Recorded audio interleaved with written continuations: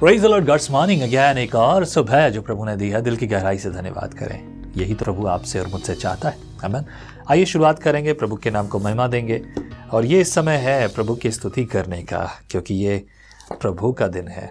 आज मंदिर के निर्माण की बात हो रही है। आपने देखा कि हीराम और सुलेमान के साथ अच्छा रिश्ता बन गया है, and both of them having good fellowship, और अच्छे समय की बात हो रही है। लेट्स रीड इट, चैप्टर 6, छठे अध्याय के पहले वचन में लिखा है, इजराइलियों के मिस्र देश से निकलने के 480वें वर्ष के बाद, जो सुलेमान के इजराइल पर राज्य करने का चौथा वर्ष था, उसके जीव नामक दूसरे महीने में वह यहोवा का भवन बनाने लगा।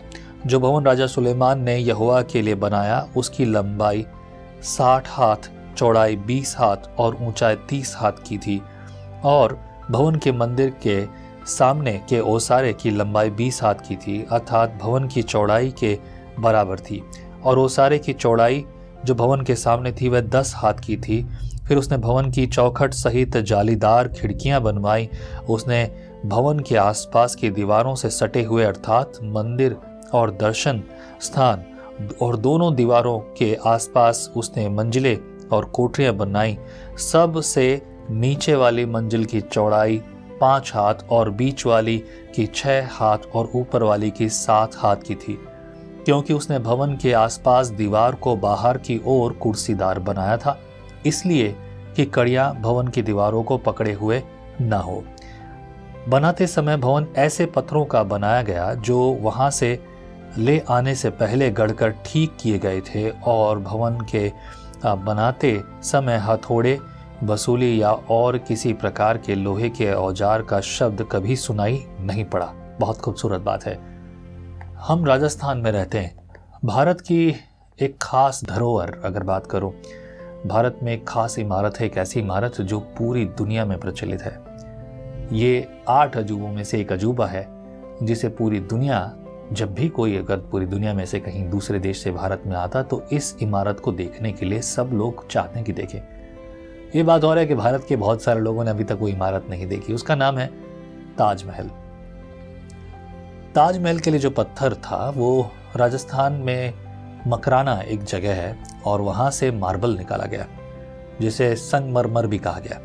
मजाक तो खैर बहुत सारे बनते हैं इस शब्द पर, लेकिन संगमरमर जो पत्थर है, ये पत्थर यहाँ से निकालने के बाद ऊंटों से, बैलों से और जो है हाथियों से खींच लेकर जाया गया आगरा, जो लगभग 300 किलोमीटर के ऊपर है।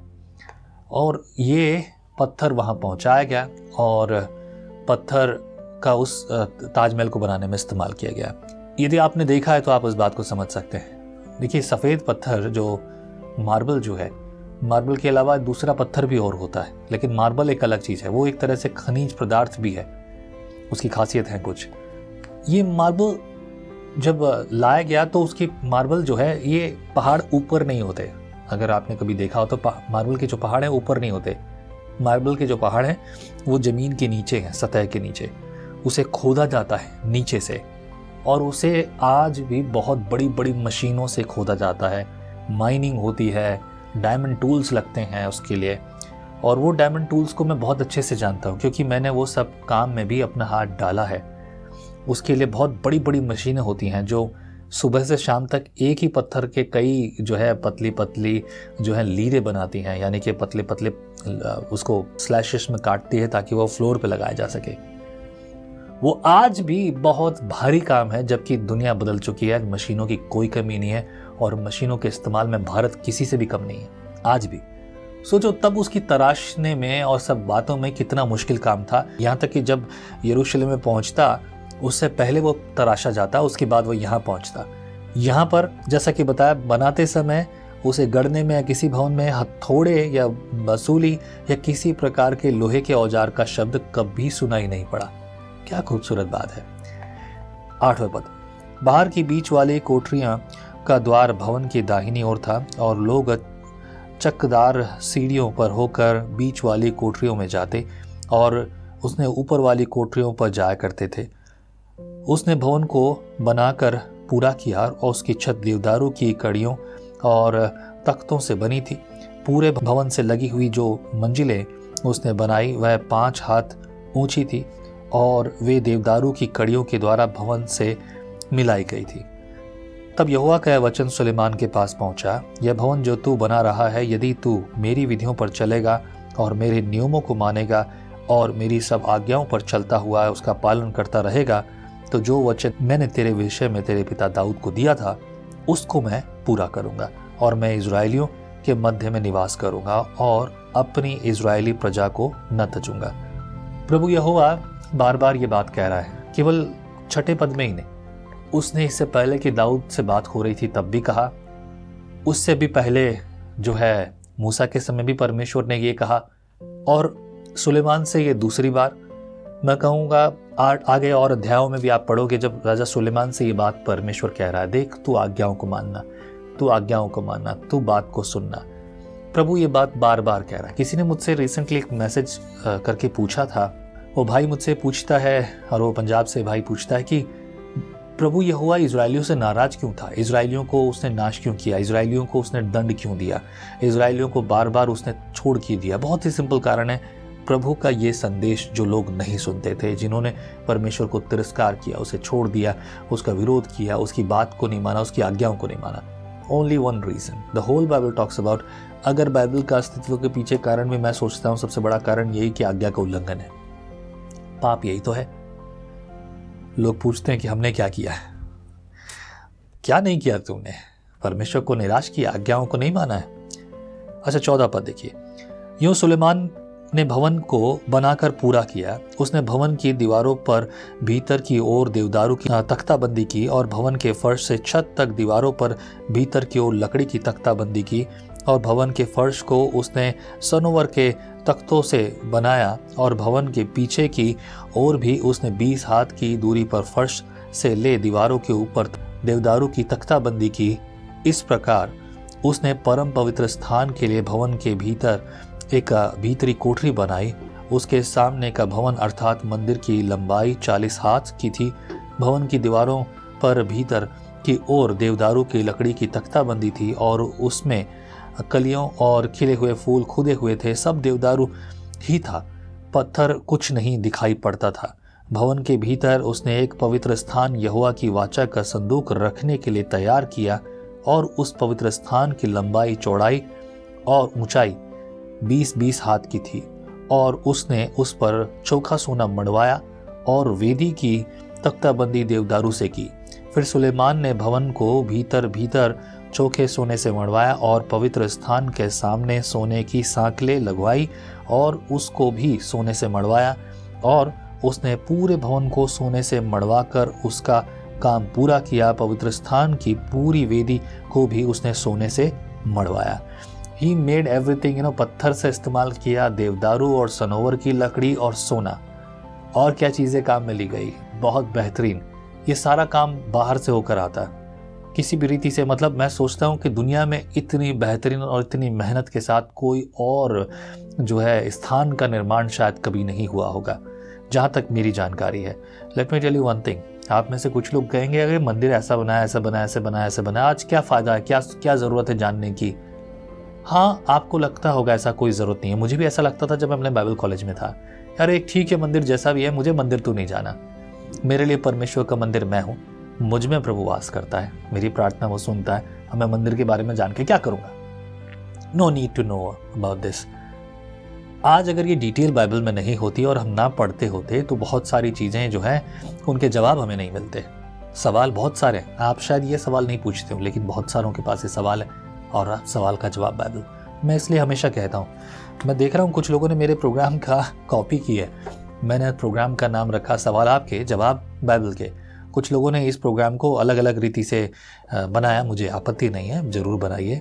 पर मैं कहूँगा अगर सवाल हमारे हैं आत्मिक सवाल, तो जवाब केवल बाइबल ही दे सकती है। तो बेहतर जवाब है और उत्तर जवाब है जो बाइबल के पास है, बाकी और क्या कहें।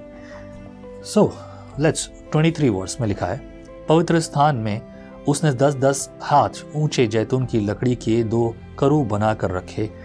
एक करूब का पंख 5 हाथ का था और उसका दूसरा पंख भी 5 हाथ का था। एक पंख के सिरे के दूसरे पंख के सिरे तक लंबाई 10 हाथ थी। मतलब बहुत विशाल था ये करूब, मतलब स्वर्गदूत। बनाया उसने। दूसरा करूब भी 10 हाथ का था। दोनों करूब एक ही नाप और एक ही आकार के थे।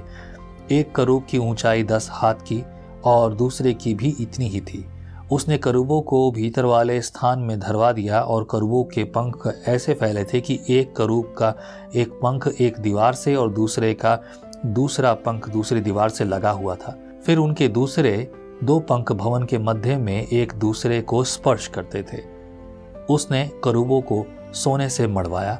उसने भवन की दीवारों पर बाहर और भीतर चारों ओर करूब, खजूर और खिले हुए फूल खुदवाए। भवन के भीतर और बाहर वाली कोठरी के फर्श उसने सोने से मढ़वाए। पवित्र स्थान के प्रवेश द्वार के लिए उसने जैतून की लकड़ी के दरवाजे लगाए और चौखट के सिराने और बाजुओं के बनावट पंचकोणीय थी। दोनों दरवाजे जैतून की लकड़ी के थे और उसने उसमें करूब, खजूर के वृक्ष और खिले हुए फूल खुदवाए और सोने से मढ़ा और करूबों और खजूरों के ऊपर सोना मढ़वा दिया।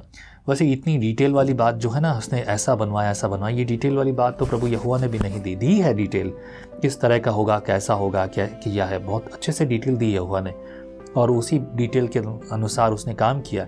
But he did something more than that, है ना। उसने और किया, जैसे कि 5 पंचकोणीय जो है सिरहाने के बाजुओं की बनावट पंचकोणीय। देखिए 4 कोण बनाना तो ज़्यादा मुश्किल नहीं है, लेकिन पंचकोण बनाना उस ज़माने में जब आपके पास अच्छे औजार ना हो या आपके पास अच्छी चीज़ें ना हो। आप आजकल बहुत सारी चीज़ें आप और हम जो बनाते हैं या कारीगर बनाते हैं, मैं एक डिज़ाइनर हूँ, मुझे मालूम है कि किस तरह के वो काम होते हैं।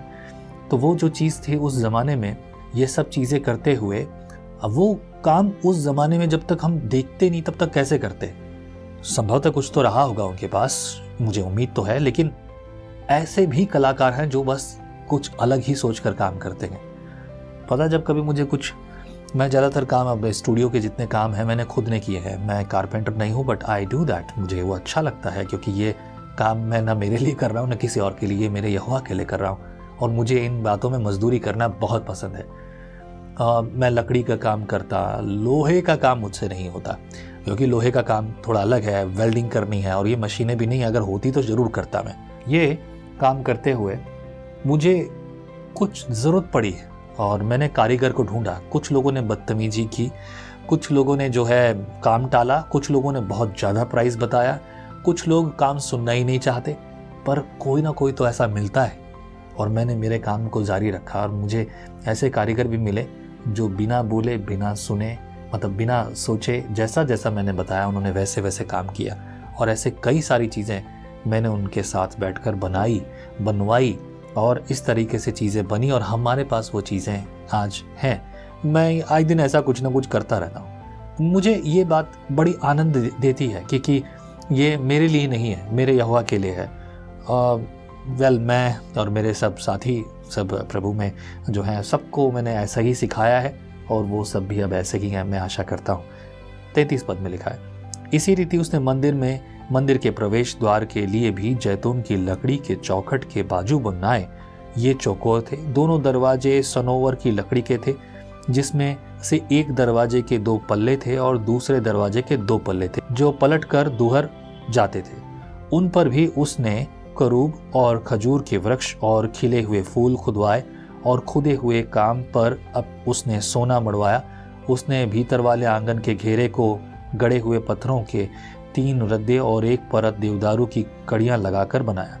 4थे वर्ष के जीव नामक महीने में यहोवा के भवन की नींव डाली गई और 11वें वर्ष के बूल नामक 8वें महीने में वह भवन उस सब समेत जो उसमें उचित समझा गया बन चुका। इस रीति सुलेमान को उसके बनाने में 7 वर्ष लगे। 7 वर्ष ज़्यादा नहीं है compare to the buildings and the other buildings I was talking about. ऐसी बहुत सारी इमारतें हैं जिनको बनाने में 100 साल लगे हैं, इतिहास ही गवाह देता है। लेकिन ये 7 वर्ष में जो बना है, इसके लिए तैयारियां बहुत पहले हो चुकी थी। हम जानते हैं कि दाऊद ने भी कुछ तैयारी कर रखी थी और भी लोग और भी साथी सब थे। As per my knowledge use बहुत बड़ी बात है ये। लेकिन 7 वर्ष के बाद जो तैयार हुआ, ये 7 वर्ष को आप समझते हैं, the 7 number comes to the perfection. परमेश्वर ने 7 दिन का ही जो है सप्ताह बनाया, 8वां दिन नहीं जोड़ा। चाहता तो जोड़ सकता था, क्या नहीं जोड़ सकता था, गॉड मेड एवरीथिंग परफेक्ट। और एक और चीज़ मिलती है। प्रभु आपको बहुत आशीष करे मेरे प्रियो। मैं आशा करता हूँ जो शिक्षा प्रभु यहोवा आपको और मुझे देना चाहता है, हम उसके अनुसार जीवन जिएं, क्योंकि वो उसी के अनुसार हमसे बात करेगा। आमीन। Let's join together, let's pray together. प्रभु परमेश्वर बुद्धि दे, ज्ञान दे, और प्रभु हमें अपनी आत्मा के अनुसार चलना सिखा। शरीर तो कमज़ोर है परंतु आत्मा बलवान है, जो तेरी लालसा करती है। शरीर मिट्टी की लालसा मिट्टी में मिलने के लिए करता है प्रभु मेरे खुदा, लेकिन हम आत्मा के अनुसार चलें ताकि तेरी मर्जी पूरा करें। आज का दिन, आज की भलाई प्रभु तेरी ओर से इनके लिए, इनके परिवार के लिए पूरे हो, जो मेरे साथ बैठकर संगति करते हैं, जो तेरे वचन की भूख रखते हैं, तेरी मर्जी में चलना चाहते हैं। प्रेरित कर और खड़ा कर, पापों को क्षमा करके इन्हें सामर्थ्य दे ताकि तेरी मर्जी में आगे बढ़ें। मसीह यीशु के नाम से प्रार्थना में मांगते हैं, आमीन। प्रभु आपको बहुत आशीष दे। संगति करते रहिए, आगे बढ़ते रहिए, यीशु की महिमा कीजिए। आमीन। जय मसीह की।